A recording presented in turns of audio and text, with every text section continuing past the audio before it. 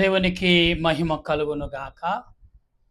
ప్రభు పేరట మీ అందరికి వందనాలు, శుభాలు. మరణాత బాగున్నారా?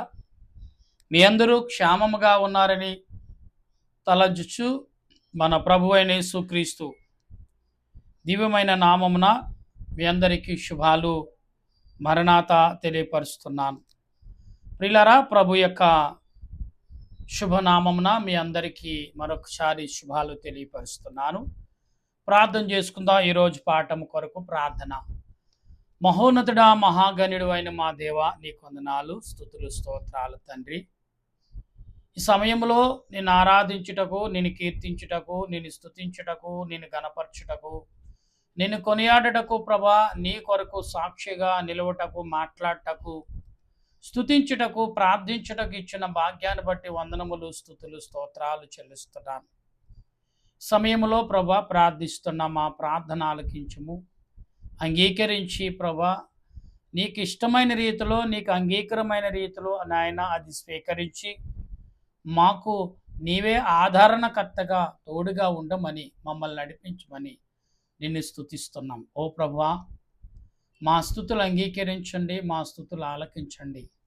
నీ ఆత్మచేత మమ్మల్ని నింపి బలపరచమని అడుగుచు ప్రార్థిస్తుండగా, నీ సన్నిధి కాపుదల, నీ ఆలోచన క్రియలు అన్ని వేళలా దయచేసి మహిమ పొందమని దీనదాసుడని నేను చేస్తున్న ప్రార్థన అంగీకరించి మీరును పరిశుద్ధులు, దేవదూతలు, సెరేబులు, కరేబులు, 24 పెద్దలు, 4 జీవులు, 12 ఆత్మల ఆదరణ తోడుగా ఉంచి మహిమ పొందమని రక్షకుడును ప్రభు అయిన యేసుక్రీస్తు యొక్క దివ్యమైన నామమున ఈ సమయంలో ఎందరైతే మాటలు వింటున్నారో వారందరకు శాంతి సమాధానమును, నీ రాకడక తలంపులు, నీ రాకడ ఉద్దేశాలు నాయనా, బలహీత కలిగిన వారికి బలమును, శక్తిని నీ వాక్యము ద్వారా అందించి బలపరచమని మా ప్రభువును రక్షకుడైన యేసుక్రీస్తు దివ్యమైన నామమును అడిగి బ్రతిమాలి ప్రార్థన చేస్తున్నాను పరమ తండ్రి, ఆమేన్. దేవదేవుని యొక్క సన్నిధి సదా మనకు తోడుగా ఉండి ఆయన రాకడకు సిద్ధపరచును గాక, ఆమేన్.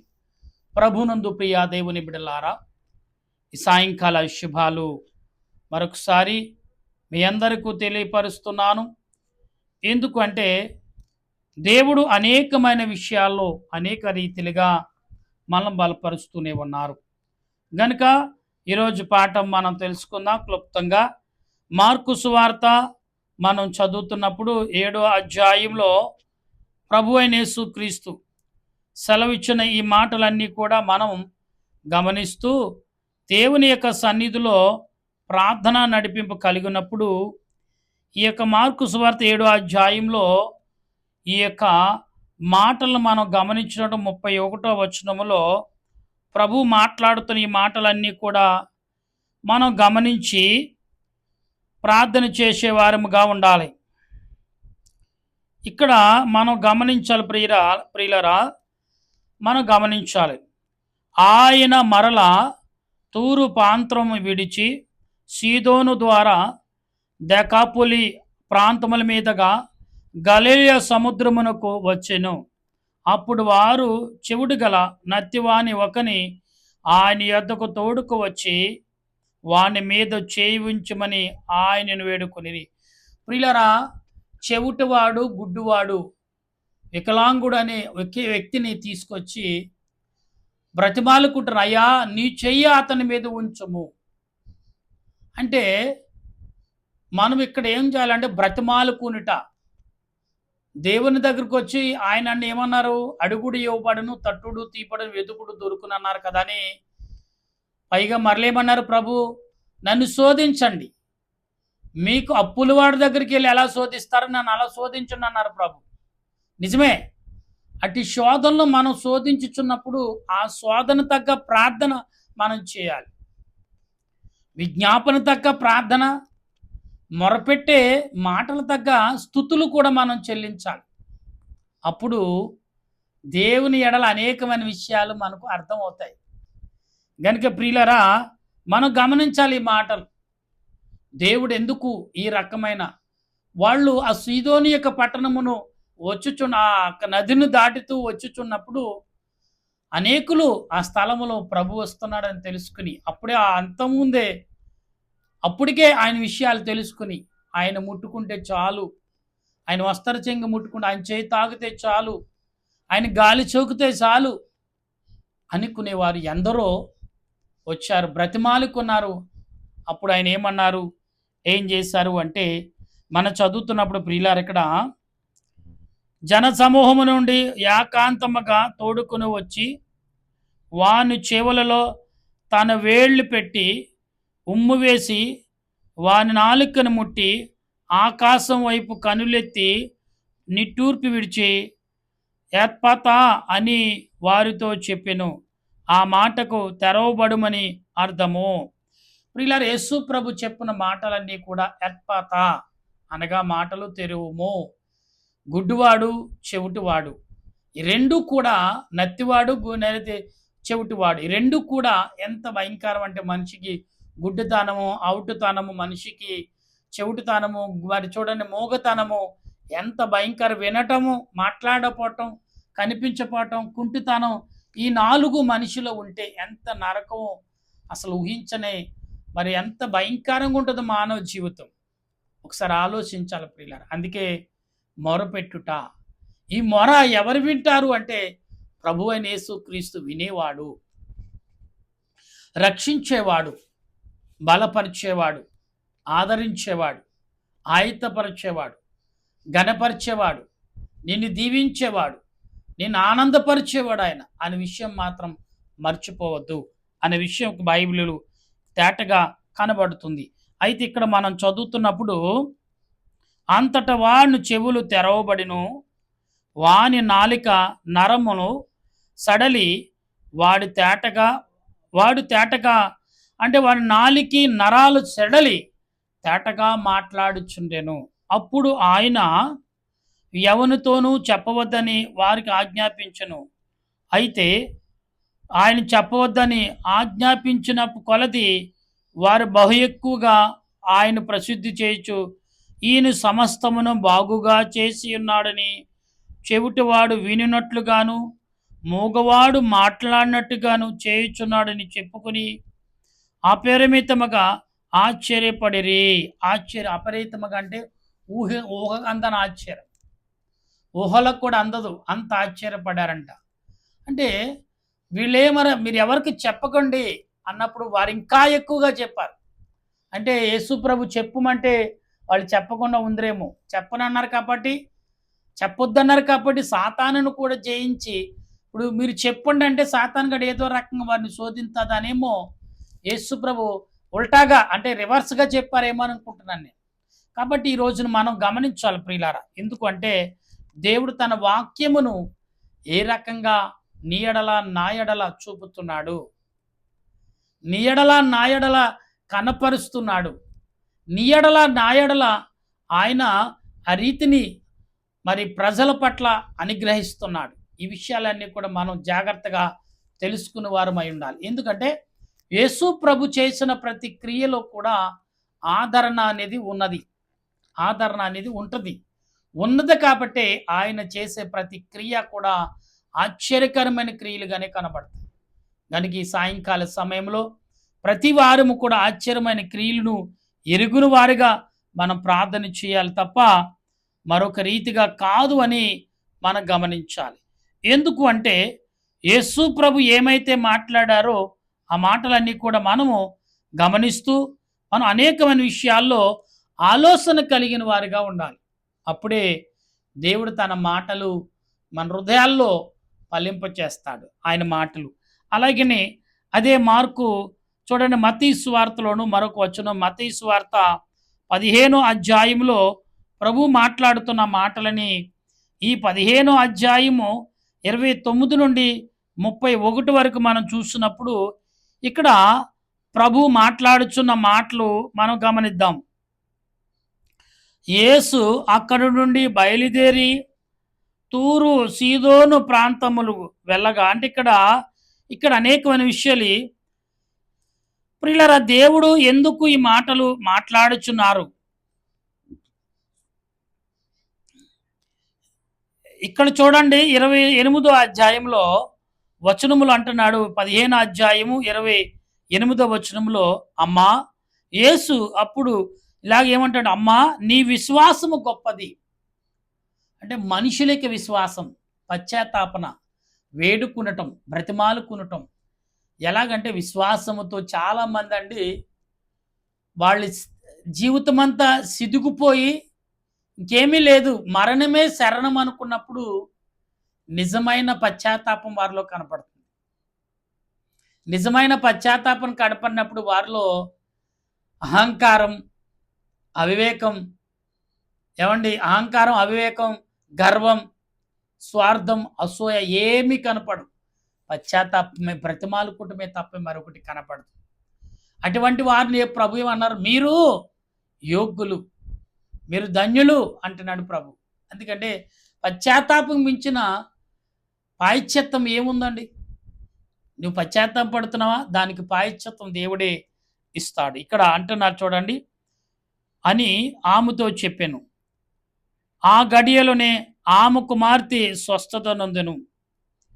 యేసు అక్కడ నుండి వెళ్ళి గలిలయ సముద్రము తీరముకు వచ్చి కొండెక్కి అక్కడ కూర్చుండగా బహు జన సమూహములు ఆయన యొద్దకు కుంటివారు, గుడ్డివారు, మూగవారు, అంగహీనులు మొదలైన అనేకులు తీసుకుని వచ్చి ఆయన పాదముల ఎత్తి పడవేసిరి. ఆయన వారిని స్వస్థపరిచెను. మూగవారు మాట్లాడిటయు, అంగహీనులు బాగుపడుటయు, కుంటివారు నడుచుటయు, గుడ్డివారు చూచుటయు జనసమూహములు చూచి ఆశ్చర్యపడి ఇశ్రాయేలు దేవుని మహిమపరిచిరి. ప్రియులారా, ఇక్కడ చాలా గొప్ప ఆశ్చర్య క్రియలు ఇక్కడ ఇశ్రాయేలు ప్రజలు మహిమపరిచారు అనే మాటను మనం వింటున్నాం. ఎందుకు మహిమపరిచారంటే ఆశ్చర్య కార్యాలు చూశారు కాబట్టి. ఇక్కడ కుంటివారు, గుడ్డివారు, మోగవారు, వికలాంగులు అనేకమైన వారు యేసు ప్రభు యొద్దకు వచ్చారు. అనేకమైన సూచక్రియలు చూచారు. అనేకమైన కార్యాలు ఎరిగి ఉన్నారు. అయినప్పటికీ వీరేం చేశారంటే అనేకమైన క్రియలలో యేసు ప్రభు చెప్పిన ప్రతి క్రియ కూడా వీరు చేయగలుగుతున్నారు. కనుక అంటే పశ్చాత్తాపం బ్రతిమాలుకుంటూ వల్ల ఆయన ఏం చేశారు, వీరిని పరలోక వారసులుగా చేయాలని ఆయనే స్వయంగా అనుకుని వారి దగ్గరికి వెళ్ళినప్పుడు నిజంగా యేసు ప్రభు కొన్ని సమయములో వెళ్ళని స్థలానికి కూడా వెళ్ళాడు. ఆయన ఆ స్థలంలో వెళ్ళని స్థలముకు ఆయన ఎందుకు వెళ్ళాడంటే అక్కడ సాతాను చేత బంధించబడుతున్న మనుషులు రోగాలతోనూ వ్యాధులతోనూ పీడించబడుతున్నారు.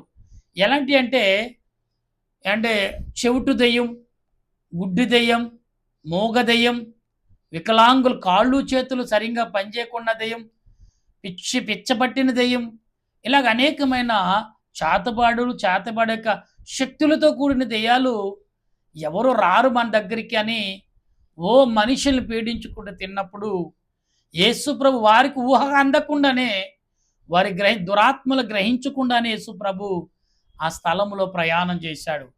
ఆ స్థలాన్ని దర్శించాడు. ఆ మనుషుల్ని బాగు చేసి ఆ స్థలం ఎన్నటికీ కూడా దురాత్మలు ఇంకా రాకుండా యేసు ప్రభు అగ్ని కంచి వేశాడు.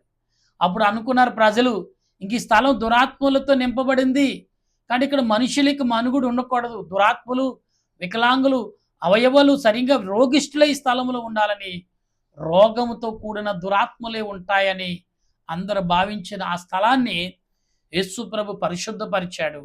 ఆ స్థలములు ఇంకెన్నడూ కూడా ఏమి లేవండి, దురాత్మ లేవు.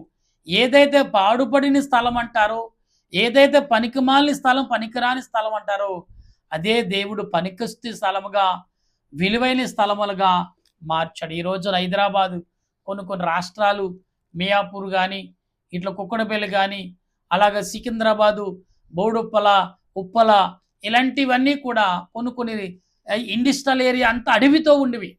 కానీ ఇప్పుడు కోట్ల రూపాయలతో విలువైన స్థలాలుగా మారిపోయినాయి. బంగారం పండించే, బంగారముగైన విలువైన గృహాల నిర్మాణాలు, మనుషులు మనుగుడు లేనిది మనుషుల యొక్క మనుగుడు కొనసాగుతుంది. ఇప్పుడు ప్రియులారా, సుమారు 150 కిలోమీటర్ల యొక్క సర్వండు ఎంతైతే ఉందో 200 కిలోమీటర్ల దాకా మరి సుమారు ప్రజలందరూ కూడా నివాసం చేస్తున్నారు. ఈ 200 150 కిలోమీటర్ సర్వండ్లో అంతా మున్సిపాలిటీగా చేశారు.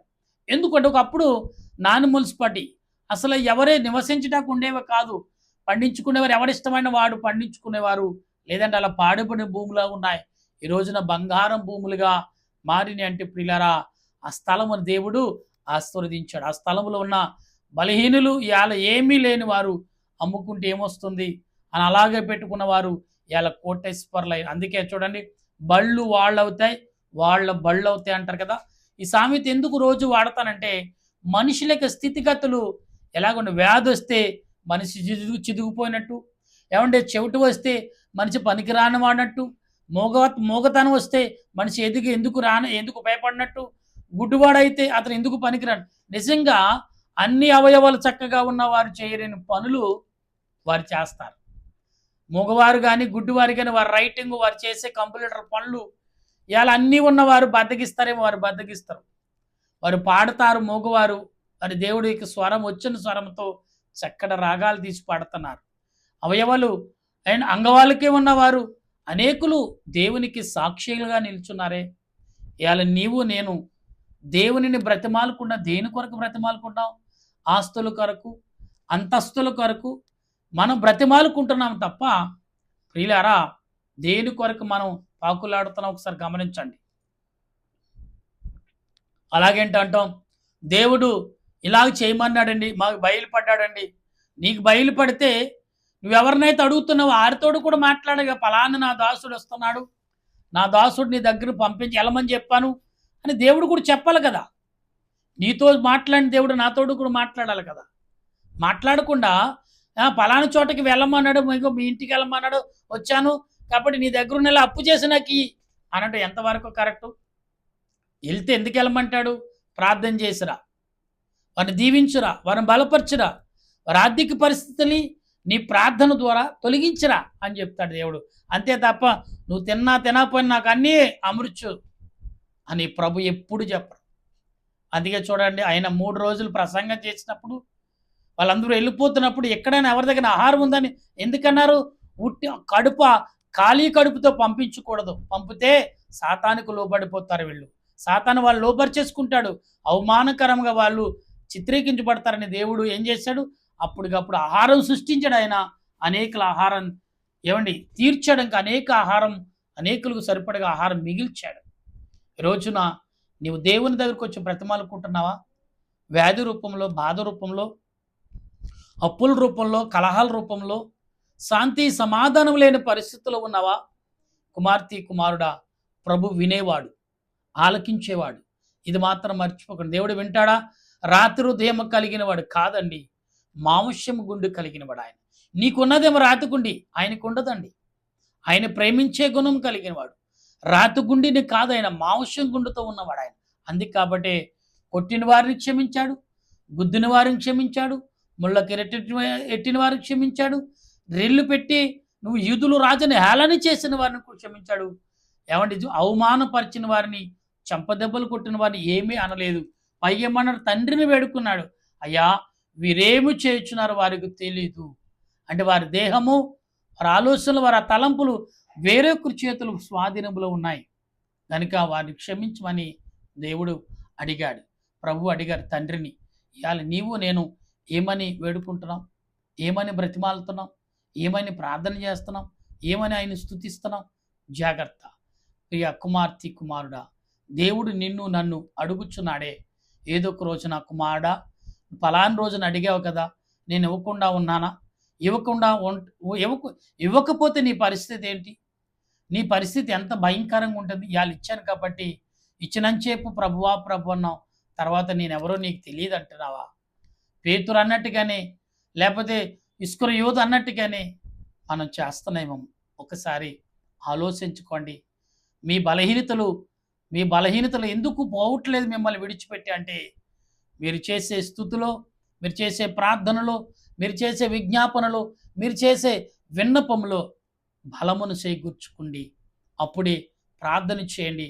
ఆ ప్రార్థన దేవుని యొద్దకు చేరుతుంది. అటువంటి ఆదరణ పరిశుద్ధాత్మ దేవుడు నీకు, మాకు, మనందరికీ అందించి బలపరిచి దీవించి ఆదరించునుగాక. ఆమేన్. ప్రార్థన చేసుకుందాం. ప్రేమగల మా ప్రభా నీ కొందనాలు స్తోత్రాలు చెల్లిస్తున్నాను. ఈ సమయంలో ప్రభా 2 వచనాలు తండ్రి ఇదిగో ప్రభా మరి మేము 2 వచనాలు చదువుకున్నాం. ఈ 2 వచనాల్లో మార్కు సువార్త, మత్తయి సువార్తలో చక్కటి మాటలు మాకు వినిపించావు. నిజమే ప్రభా, నాయన రోగిష్ఠులు బలహీనులు బ్రతిమాలుకోకపోతే, పశ్చాత్తాపడకపోతే, బ్రతిమాలుకుని విజ్ఞాపన చేయకపోతే ప్రభా మాకు మార్గం ఎక్కడ దొరుకుతుంది? మార్గం మమ్మల్ని రక్షించేవారు, బతిమాలేవారు ఎవరు ప్రభా? తండ్రి ఇదిగో బ్రతిమాలకపోతే విడుదల రాదు. నిజమే కదా నాయన. డాక్టర్ గారు ఇదిగో నాకు ఈ పరిస్థితిని చెప్పకపోతే ఆ డాక్టర్ గారు మాత్రం ఏం చేయగలడు?